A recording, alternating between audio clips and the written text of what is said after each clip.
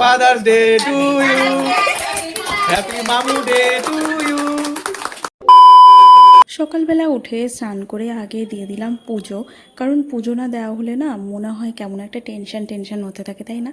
তারপরে মা দেখলাম বানিয়েছে ব্রেকফাস্টে চাউমিন। এটা হলো আমার বোন ছোটো মাসির মেয়ে, এই হলো আমার ছোটো মাসি।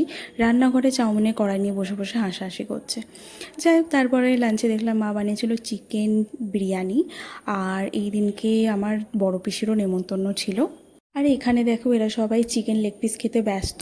আর এই বোনটা হলো আমার ছোটো মাসির ছোটো মেয়ে।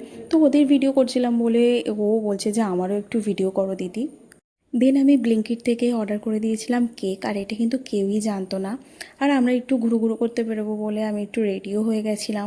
এটা হলো ভেদিলালের কেক। এর আগে মাদার্স ডে দিনকে আমি চকলেট কেকটা ট্রাই করেছিলাম। তোমরা যারা যারা মিনি ব্লগটা দেখোনি অবশ্যই দেখো। আর এখানটা তো বাবাই পুরো একদম সারপ্রাইজ হয়ে গেছিলো। আমার দাদা মামু ডে ফাদার্স ডে বলে বলে অনেক মজা করছিল, তো আমরা অনেক মজা করেছি, হাসাহাসি করেছি। আমি এখানে সবাইকে একটা পোজ দিতে বলছিলাম, সেই জন্য আমার পিসু দেখো কেমন একটা ফানি পোজ দিল। আর এই হলো আমার দাদা, মানে আমার বড় পিসির ছেলে। আর এই হলো আমার ছোটো মাসি, আর হলো আমার বড় পিসি। তো আমি সবাইকেই আমার ভিডিওতে একটু একটু করে নিয়ে নিয়েছি। আর এই হলো কেকটা, খুবই টেস্টি খেতে। তোমরা কারা কারা ট্রাই করেছো অবশ্যই বলো। দেন আমরা সবাই রেডি হয়ে চলে গেছিলাম হালিশহরের নিগমানন্দ আশ্রমে।